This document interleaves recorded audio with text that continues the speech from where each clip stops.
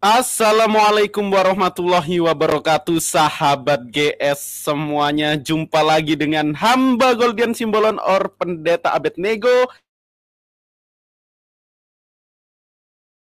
Pak Doktrin Bapak-Bapak Pendeta.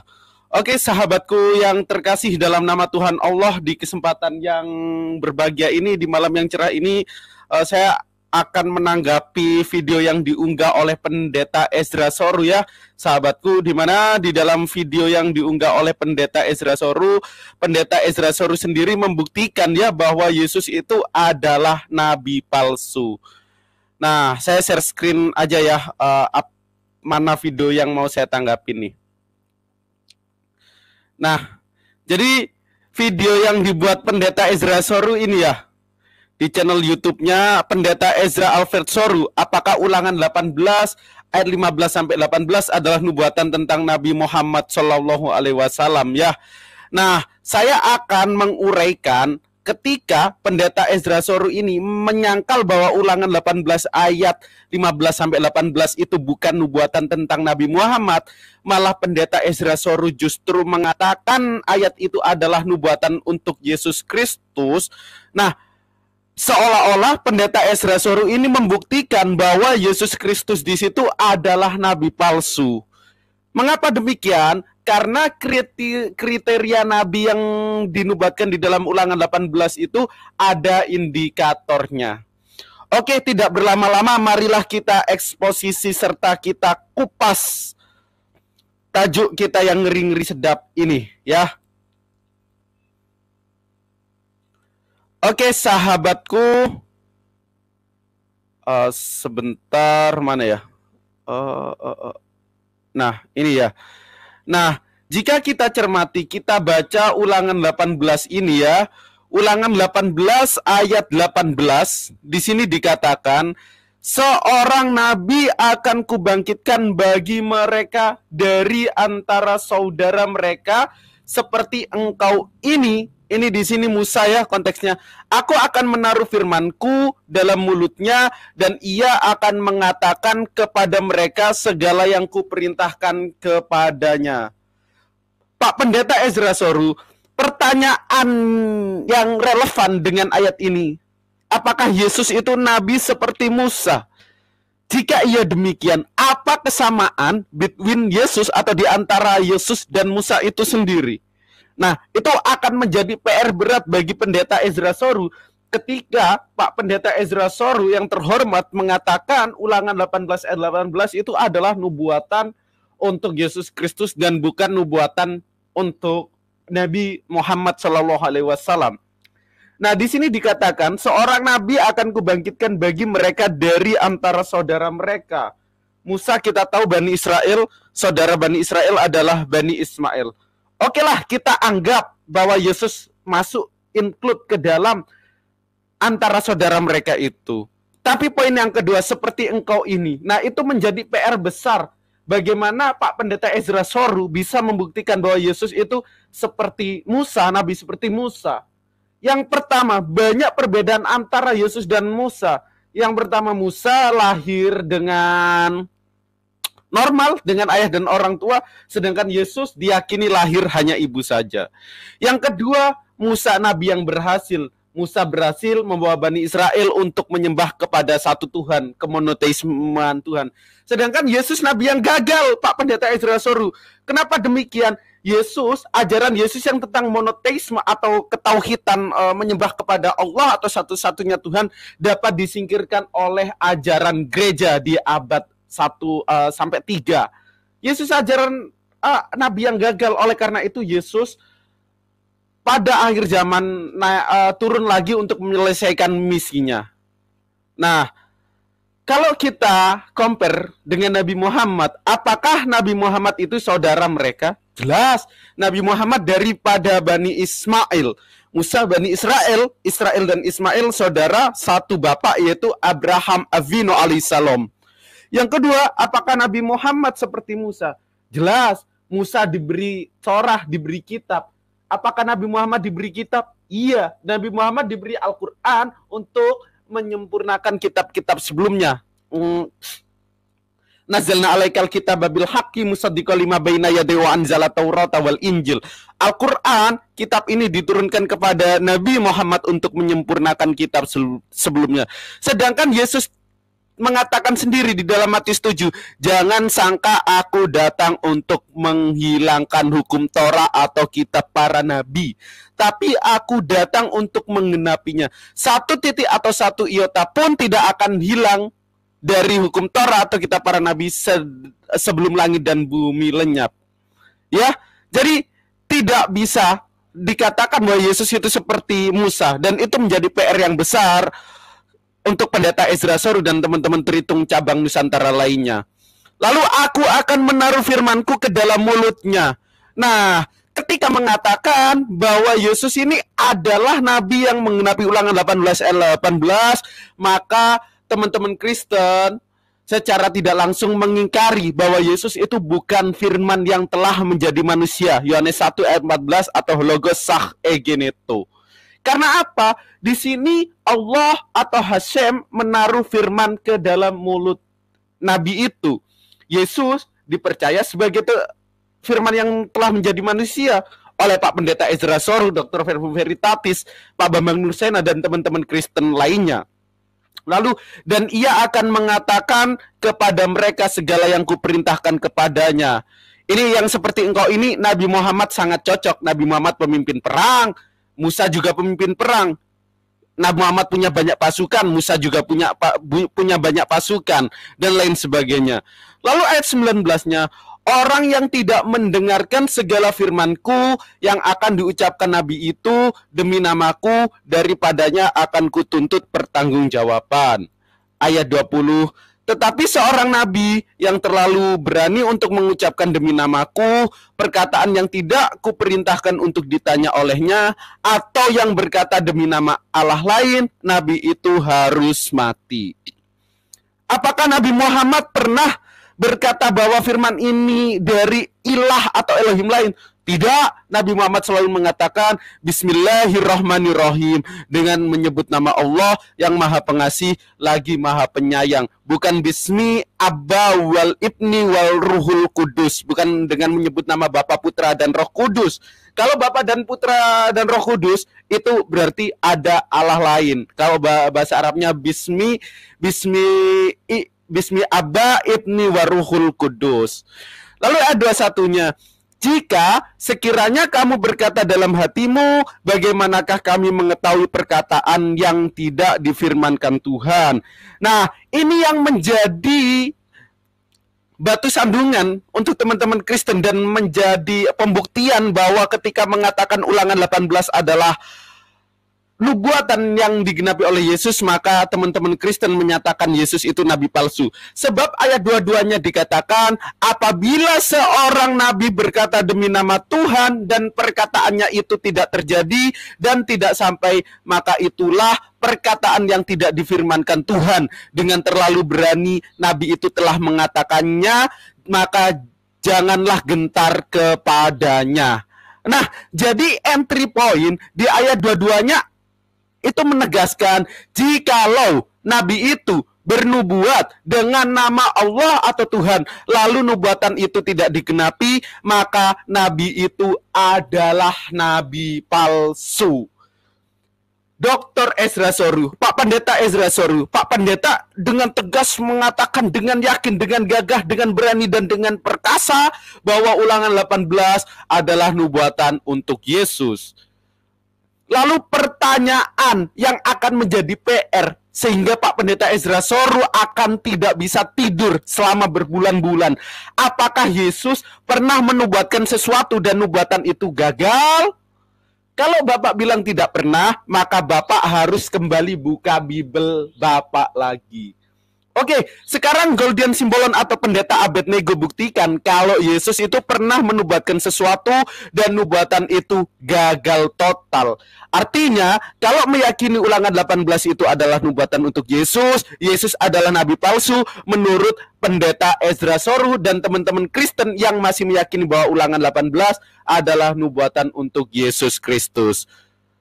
Oke.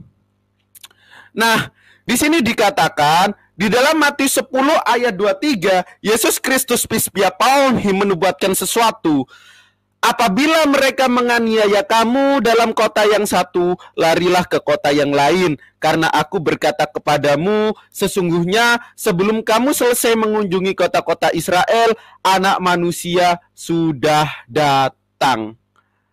Pertanyaannya, nubuatan yang disampaikan Yesus yang dicatat dalam Injil Matius 10 ayat 23 ini digenapi di mana, Pak Ezra? Pak Ezra nggak bakal bisa jawab. Karena apa? Nubuatan ini sampai sekarang, sampai 2021 belum pernah tergenapi. Ketika Yesus menyuruh muridnya pergi ke kota yang satu, lalu berkata kepadamu, sesungguhnya sebelum kamu selesai mengunjungi kota-kota Israel, Anak Manusia sudah datang. Yesus nggak datang, Pak Ezra. Yesus ketika teman-teman Kristen menganggap mati, lalu bangkit, lalu Yesus ini mengatakan lagi, Yesus nggak datang. Nubuatan ini sampai sekarang belum tergenapi. Artinya, menurut Ulangan 18 ayat 22, yang dimana Pak Ezra mengatakan Ulangan 18 adalah nubuatan daripada Yesus, artinya menurut Bible Anda sendiri, Yesus adalah nabi palsu. Nah, ini juga dinarasikan di dalam Matius 16 ayat 28, juga Yesus juga menubuatkan sesuatu. Aku berkata kepadamu, sesungguhnya di antara orang yang hadir di sini ada yang tidak akan mati sebelum mereka melihat Anak Manusia datang sebagai raja dalam kerajaannya. Pertanyaannya, Yesus kan ini menyampaikan nubuatan bahwa orang yang hadir di sini ini tidak akan mati sebelum mereka melihat Anak Manusia datang sebagai raja dalam kerajaannya. Buktinya, Anak Manusia yang merujuk kepada sosok Yesus belum datang dengan kerajaannya. Dan orang yang di situ, yang dimana Yesus berbicara kepada audiennya, itu sudah banyak yang mati. Artinya Yesus mengatakan nubuatan yang tidak pernah terjadi. Dan menurut Ulangan 18 ayat 22, Yesus itu adalah nabi palsu, Pak Ezra. Itu konsekuensi logis yang harus diterima secara tota scriptura. Nah, ini juga dinarasikan di dalam Markus 9 ayat 1 ya, ayat paralelnya ini sama. Aku berkata kepadamu, sesungguhnya di antara orang yang hadir di sini ada yang tidak akan mati sebelum mereka melihat bahwa kerajaan Allah telah datang. Faktanya audien yang diajak berbicara Yesus itu sudah mati dan dia belum pernah melihat Anak Manusia datang dengan kerajaannya. Nah, jadi kalau Pak Ezra ini mau jujur, Pak Ezra sendiri menegaskan bahwa Yesus itu adalah nabi palsu secara tota scriptura. Dan ketika Pak Ezra mengatakan hal yang demikian, Pak Ezra Soru mengingkari imannya sendiri. Karena apa? Iman Kristen juga mengakui bahwa Yesus itu adalah nabi, walaupun mereka juga mengatakan Yesus itu Tuhan. Nah, karena keblunderan dan kecerobohan Pak Ezra Soru dan para penginjil atau pendeta-pendeta lainnya yang mengatakan Ulangan 18 adalah nubuatan untuk Yesus, maka secara tidak langsung Yesus menurut Pak Ezra Soru adalah nabi palsu. Tetapi kami Muslim sangat menyayangkan apa yang disampaikan Pak Ezra bahwa Yesus adalah nabi palsu.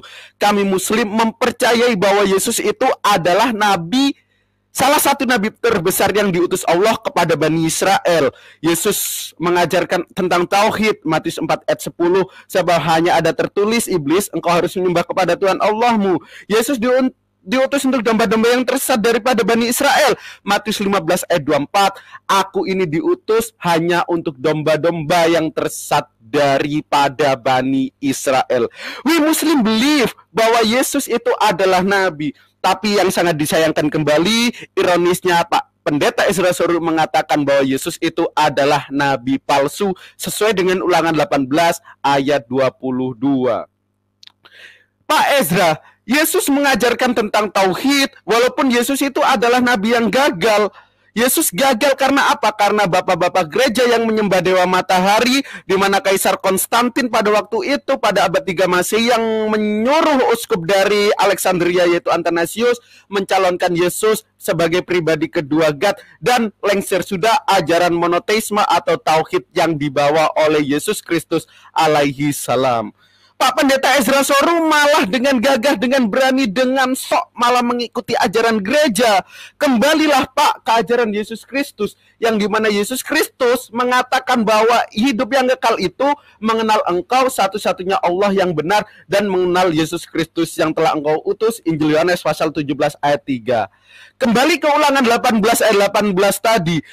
Nubuatan untuk nabi, siapakah ayat itu? Nah, sekarang kita baca dengan seksama dan kita terangkan, kita uraikan dengan tempo yang sesingkat-singkatnya. Tadi sudah kita dapati jika mengatakan Ulangan 18 adalah nubuatan untuk Yesus, artinya Yesus adalah nabi palsu. Sebab di dalam Injil Matius pasal 10 ayat 23, lalu Injil Matius pasal 16 ayat 28, lalu Markus pasal 9 ayat 1 dan Lukas 9 ayat 27, nubuatan yang disampaikan oleh Yesus Kristus itu tidak pernah dapat tergenapi. Nah, tadi di ayat 18-nya, entry point yang kita dapat di sini, bahwa nabi itu di antara saudara mereka. Yaitu siapa? Musa Bani Israel, Nabi Muhammad adalah Bani Ismail. Mereka saudara serumpun satu bapak. Tidak lain dan tidak bukan adalah Ibrahim alaihissalam atau Abraham Avinu alaihissalam. Lalu seperti engkau ini, sudah kita dapati kesamaan ciri-ciri Nabi Musa dan Nabi Muhammad yang banyak. Dia memiliki lot of similarity. Dia memiliki banyak kesamaan. Nabi Musa adalah nabi yang dia berhasil mengajarkan ketauhidan, Shema Yisrael, Hashem Eloheinu, Hashem Echad. Nabi Muhammad pun La ilaha illallah. Nabi Musa pemimpin perang, Nabi Muhammad juga pemimpin perang. Nabi Musa nabi yang berhasil, Nabi Muhammad nabi yang berhasil. Dan masih banyak lagi kesamaan antara Nabi Musa dan Nabi Muhammad. Indikator kedua berarti cocok. Lalu ayat poin ketiganya, aku akan menaruh firmanku dalam mulutnya. Lagi-lagi Nabi Muhammad menerima firman dari Allah melalui perantara malaikat Jibrilnya. Dia selalu mengatakan Bismillah dengan menyebut Allah, in the name of Allah, Ar-Rahmanir-Rahim, yang maha pengasih lagi maha penyayang. Nah, ayat 20-nya juga dikatakan, tetapi seorang nabi yang terlalu berani untuk mengucapkan demi namaku perkataan yang tidak kuperintahkan untuk dikatakan olehnya, atau yang berkata demi nama Allah lain, nabi itu harus mati. Nabi Muhammad tidak pernah mengatakan ini demi Elohim lain, ini demi Yesus, atau ini demi Dewa Osiris yang mati dan bangkit pada hari ketiga. Nabi Muhammad tidak pernah mengatakan hal itu. Nabi Muhammad only said in the name of Allah, dengan menyebut nama Allah, atau dalam bahasa Arab adalah Bismillah, atau bahasa Ibraninya Besem Eloah. Nah, lalu ayat 22 yang kita bahas tadi, yang sebagai pembuktian bahwa Yesus menurut Pak Pendeta Ezra Soru adalah nabi palsu, apakah Nabi Muhammad include atau masuk ke dalam kategori nabi palsu ini? Apabila seorang nabi berkata demi nama Tuhan dan perkataannya itu tidak terjadi dan tidak sampai, maka itulah perkataan yang tidak difirmankan Tuhan. Dengan terlalu berani nabi itu mengatakannya, maka janganlah gentar kepadanya. Kita tidak perlu membuktikan perkataan Nabi Muhammad atau nubuatan yang disampaikan Nabi Muhammad itu melalui Al-Quran. Kita cukup dengan hadis saja. Nabi Muhammad pernah berfirman kepada seorang sahabat, Salman Al-Farisi. Ketika Salman Al-Farisi datang kepada Nabi Muhammad dan berkata, "Ya Rasulullah." Nah, kejadian itu ketika peristiwa perang Parit. Salman Al-Farisi datang dan bertanya kepada Rasulullah, "Ya Rasulullah, kota manakah yang akan takluk terlebih dahulu? Konstantinopel atau Roman Empire?" Rasulullah menjawab, "La tuftahannal Konstantinia fala ni'mal amiru wa amiruha wala ni'mal jaisu dalikal jais." Akan ditaklukkan kotanya Heraklius, yaitu Konstantinopel, dengan sebaik-baiknya pemimpin adalah dia, dan sebaik-baiknya pasukan adalah pasukan yang dia pimpin. Apakah nubuatan yang disampaikan Nabi Muhammad itu tergenapi? Jelas. Pada tahun 1453, Sultan Mehmed II atau yang dikenal The Conqueror atau Muhammad Al-Fatih berhasil menghancurkan benteng Konstantinopel sekaligus menggenapi nubuatan yang disampaikan Nabi Muhammad, "La tuftahannal Konstantinia fala ni'mal amir wa amiruha wala ni'mal jaisu dalikal jais." Di sini Nabi Muhammad tidak bisa dikatakan sebagai nabi yang palsu. Karena apa? Karena nubuatan yang disampaikan Nabi Muhammad dengan lisannya itu tergenapi semua.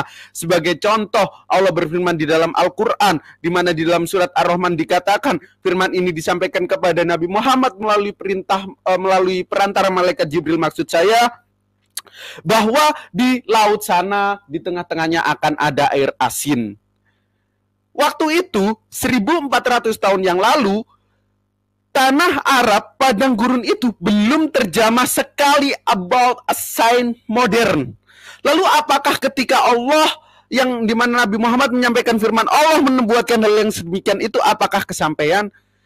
Abad modern, abad kontemporer ini membuktikan bahwa secara sains, kalau kita teliti secara ilmu, kalau kelautan itu namanya apa ya? Ekologi ya, kalau saya tidak salah, ilmu kelautan, di laut dikatakan bahwa di tengah laut sana, tengahnya terdapat air tawar. Abad modern membuktikan apa yang dikatakan Al-Quran yang turun 1400 tahun yang lalu, saudara-saudara. Artinya Nabi Muhammad menggenapi nubuatan Ulangan 18 ayat 18 itu sendiri. Dan tentunya masih banyak ayat lagi yang menubuatkan tentang sosok kedatangan Nabi terakhir, sang khataman nabiyina, tidak lain dan tidak bukan adalah Nabi kita Muhammad Sallallahu Alaihi Wasallam. Allah pernah berfirman di dalam Al-Quran, Alladzi atainahumul kitaba yu'rifunahu kama yu'rifuna abna'ahum. Bahwa orang yang telah diberi kitab ini mengenal engkau ya Muhammad seperti mereka mengenal anak-anak mereka sendiri. Seolah Allah mengindikasikan kepada kita sebagai umat muslim untuk mengecek kebenaran nubuatan Nabi Muhammad di dalam kitab-kitab sebelumnya yang masih tersisa saat ini, walaupun kitab itu sudah terinterpolasi dan terkontaminasi adalah biblos. Oke, saya buktikan bahwa firman Allah itu benar dan Nabi Muhammad, Nabi kita sang khataman nabiyina, dinubuatkan di dalam kitab sebelumnya. Sebagai tajuk atau pembanding dari tema-tema yang ngeri sedap ini, ketika pendeta Ezra Sorud dengan lancangnya mengatakan Yesus itu adalah nabi palsu. Oke. Nah, saudara-saudara, kalau kita buka kitab Kejadian pasal 17,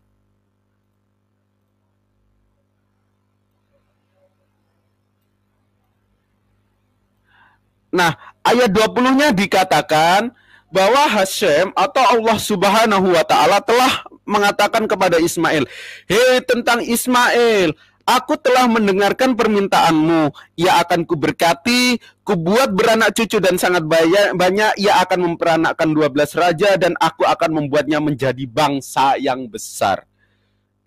Dan nubuatan ini yang disampaikan Hashem kepada Abraham lalu kepada Ismail itu telah tergenapi, yaitu kedatangan sang khataman nabiyina, nabi terakhir Nabi Muhammad SAW, yang dapat menyatukan bangsa Arab, bangsa-bangsa lain sampai sekarang. Seluruh manusia di bumi, bahkan dari kutub utara maupun kutub selatan, itu banyak sekali yang mengikuti Nabi Muhammad dengan menyembah satu Tuhan, yaitu Allah Subhanahu wa Ta'ala. Segala yang diajarkan Nabi Muhammad itu berasal dari Allah.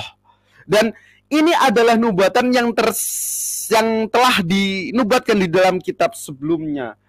Lalu kalau kita cek lagi, saudara-saudara, di dalam kitab Kejadian pasal 49 ya, kalau saya tidak salah, sebentar saya cek ayatnya. Ayat 10. Nah, ini juga ada korelasinya nanti dengan Injil Matius. Di sini dikatakan, tongkat kerajaan tidak akan beranjak dari Yehuda ataupun lambang pemerintahan dari antara kakinya. Kita mencoba mencermati kalimat ini dengan baik dan benar. Tongkat kerajaan tidak akan beranjak. Stop sampai sini. Artinya tongkat itu tidak akan beranjak dari Yehuda. Artinya selama yang menjadi nabi atau yang megang imam-imam ini adalah orang Yehuda, tongkat kerajaan itu tidak akan beranjak. Ataupun lambang pemerintahan dari antara kakinya. Artinya ada dua entry nih, tongkat dan lambang pemerintahan itu tidak akan beranjak dari Yehuda. Sampai dia datang yang berhak atasnya, maka kepadanya akan takluk segala bangsa-bangsa. So, di sini mengatakan bahwa tongkat itu akan beranjak. Beranjak kemana? Di luar daripada Yehuda, dan bangsa-bangsa akan takluk kepadanya. Teman-teman kita Kristen mengatakan bahwa ini adalah nubuatan yang tertuju kepada Yesus. Apakah demikian? Sekarang gini ya, sahabatku yang terkasih dalam nama Tuhan Allah, Yesus ini teman-teman kita Kristiani ini percaya bahwa Yesus itu adalah keturunan Yehuda. Sedangkan Kejadian 49 ayat 10 mengatakan tongkat kerajaan tidak akan beranjak dari Yehuda. Yesus masih Yehuda, artinya tongkat kerajaan tetap. Tapi sampai dia datang, siapa yang datang? Kita cek.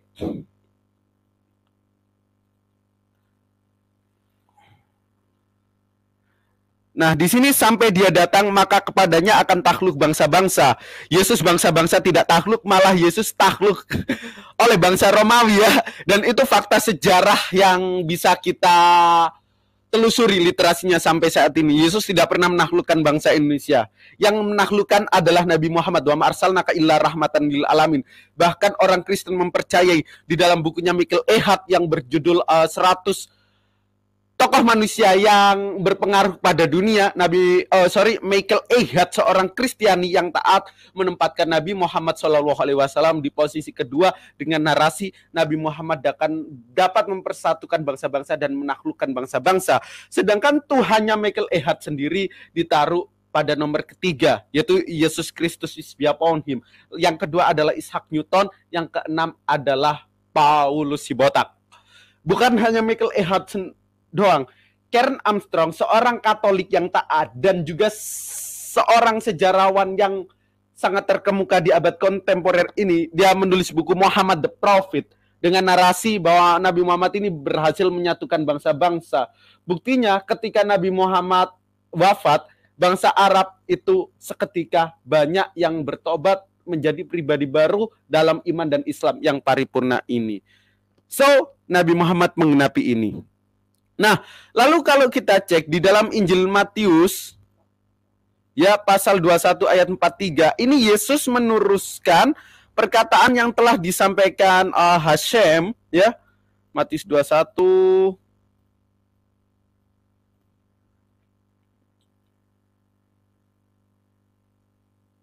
ayat 43. Sebab itu aku berkata kepadamu bahwa kerajaan Allah akan diambil daripadamu dan akan diberikan kepada suatu bangsa yang akan menghasilkan buah kerajaan itu. Nah, artinya kerajaan Allah itu akan diambil oleh suatu bangsa yang dimana bangsa itu akan menghasilkan kerajaan itu. Kalau kita cermati, kalau kita riset, ternyata di dalam teks asli ini ya, Injil Matius, di mana sebab itu aku berkata kepadamu bahwa kerajaan Allah ini loh akan diambil daripadamu, lalu diberikan kepada bangsa lain yang akan menghasilkan buah kerajaan baru ini. Kalau kita cek di original teksnya, di mana ini di dalam Injil Matius pasal 21 ayat 43 ya, saya besarin. Di mana kata bangsa, diksi yang digunakan di dalam original teksnya adalah etni.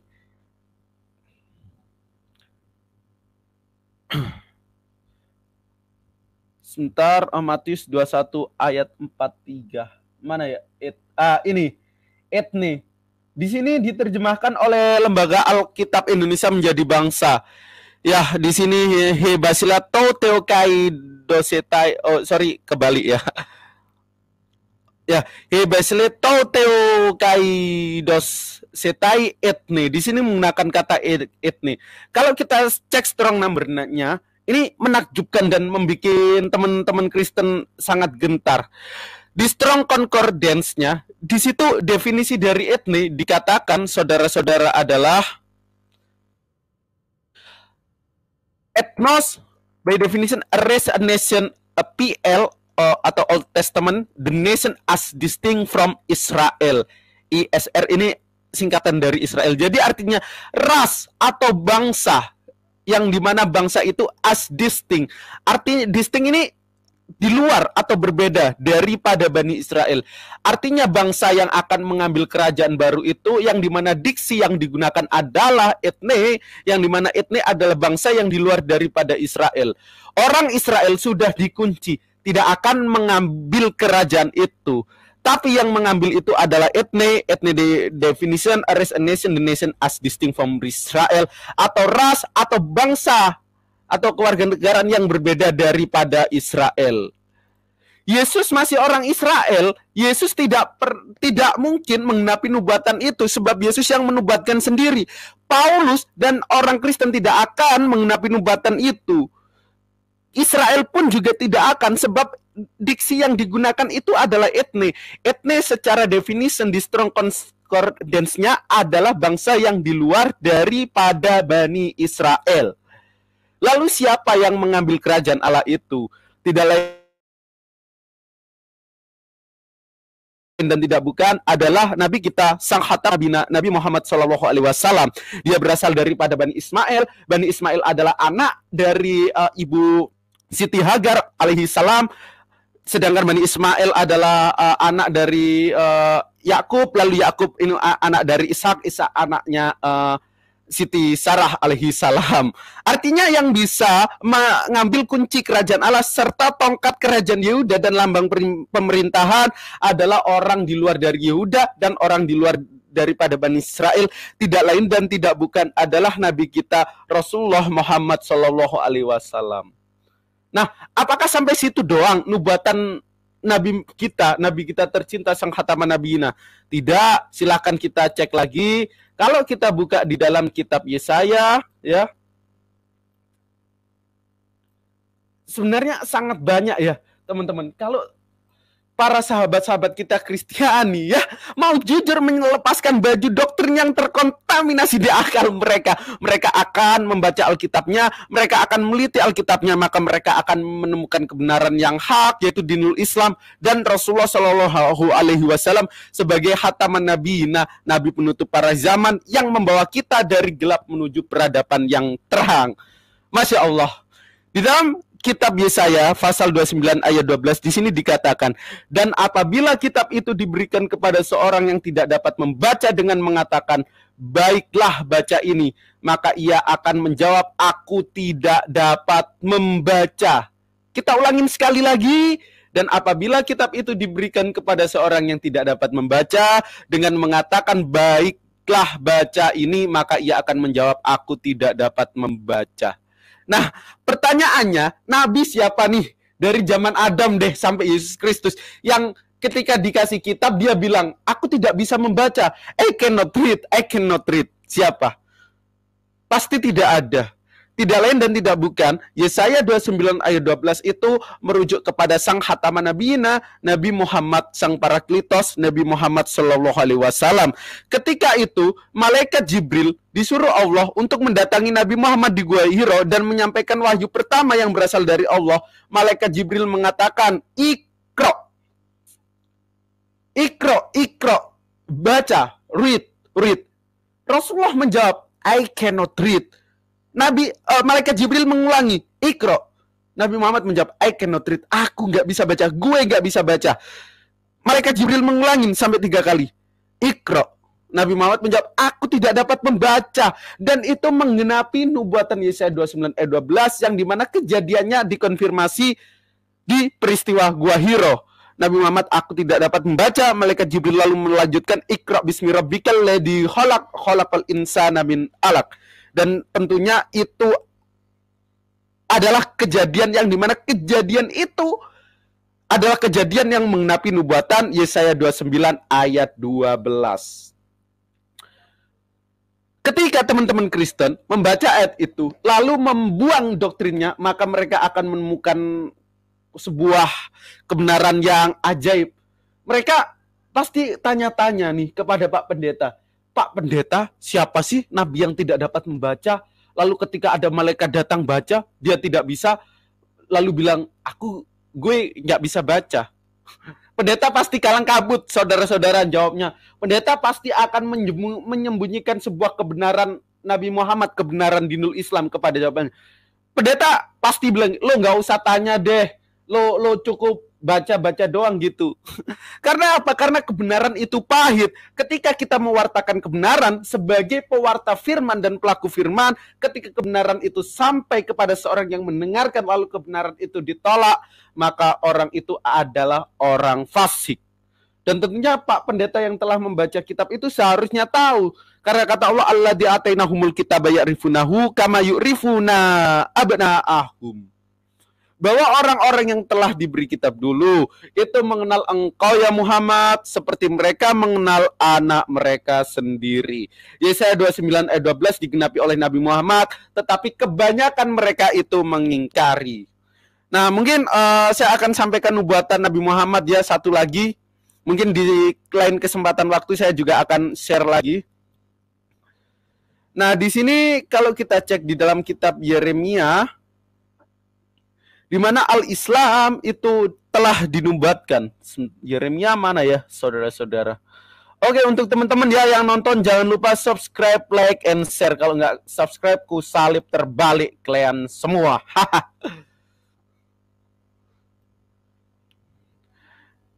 Nah, di sini dikatakan, tetapi mengenai seorang nabi yang bernubuat tentang damai sejahtera, jika nubuat nabi itu digenapi, maka barulah ketahuan bahwa nabi itu benar-benar diutus oleh Tuhan. Tetapi mengenai seorang nabi yang bernubuat tentang damai sejahtera, jika nubuat nabi itu digenapi, maka barulah ketahuan nabi itu benar-benar diutus oleh Tuhan. Nah, clue atau kata kuncinya adalah damai sejahtera. Dimana kalau kita cek di original teksnya itu adalah le shalom. Atau padanannya di dalam bahasa Arab adalah al-Islam, dinul Islam. Apakah Yesus membawa le shalom? Atau apakah Yesus membawa al-Islam? Tidak. Di dalam Injil Lukas pasal 20 Yesus mengatakan, jangan sangka aku datang untuk membawa al-Islam atau le shalom, tapi aku datang untuk membawa pedang. Murid-muridnya tanya nih, saudara-saudaraku yang terkasih dalam nama Tuhan Allah, tanya kepada Yesus, Brother Yesus, Guru, apakah kamu itu Nabi yang membawa le shalom atau al-Islam? Yesus menjawab, oh, tidak muridku, tidak. Aku ini tidak membawa al-Islam atau le shalom. Aku ini membawa pedang. Oke, kita cek ya original teks damai sejahtera yang sangat ngeri-ngeri sedap itu. Oke, untuk teman-teman kunci birunya sabar ya. Nanti saya cek YouTube ya. Sorry lagi lumayan sibuk nih.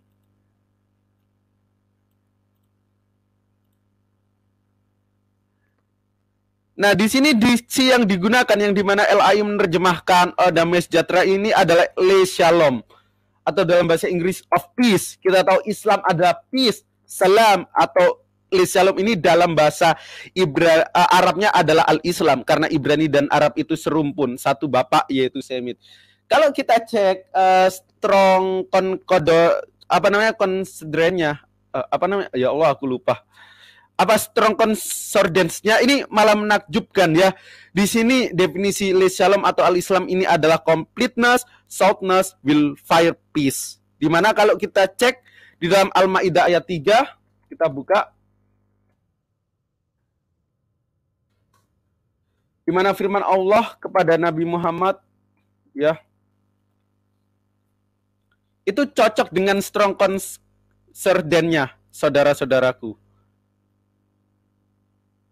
Saya besarkan ini menurut para ulama kita merupakan wahyu terakhir yang dimana menggenapi Yeremia 28 ayat 9. Di sini dikatakan al-yauma akmaltu lakum dinakum wa atmamtu alaikum nikmati wa raditu lakumul Islam Madinah atau le shalom. Al-yauma akmaltu lakum dinakum wa atmamtu alaikum nikmati wa raditu lakumul Islam Madinah. Di sini dikatakan, pada hari ini telah kusempurnakan agama untukmu. Artinya sempurna. Di sini strong concordance-nya completeness. Pada hari ini telah aku sempurnakan agama untukmu, completeness, dan telah aku cukupkan nikmatku bagimu. Nikmatku bagimu artinya soundness, kecukupan. Terus, dan telah aku ridhoi Islam atau le shalom sebagai agamamu.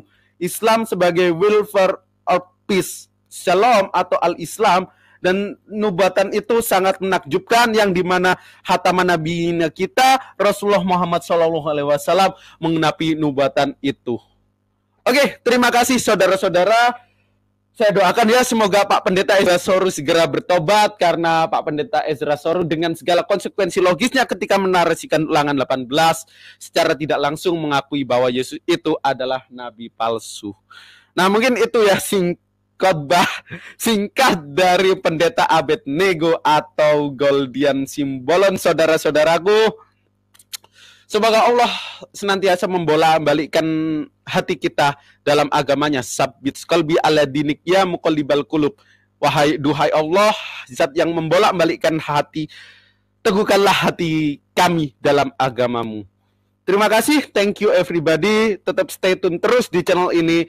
Di channel ini kita akan membahas tentang interfaith dialog. Kita akan mengedukasi para umat, menyadarkan para umat-umat yang masih menyembah Tuhan yang digantung oleh makhluknya. Dan semoga mereka bisa beranjak menyembah Tuhan tempat bergantung segala makhluk. Dan tentunya kita akan mencegah atau menghalau segala pemurtatan. Oke, saudaraku yang terkasih dalam nama Allah, yang belum subscribe channel ini, yang belum like channel ini, yang belum share, silahkan ketiga-tiganya, karena itu semua adalah sedekah, insya Allah berkah. Akhirul kalam wallahu alam bisawab. Nasru minallah wa fatkun qarib. Nun wal qalami wa mayasturun. Wassalamualaikum warahmatullahi wabarakatuh.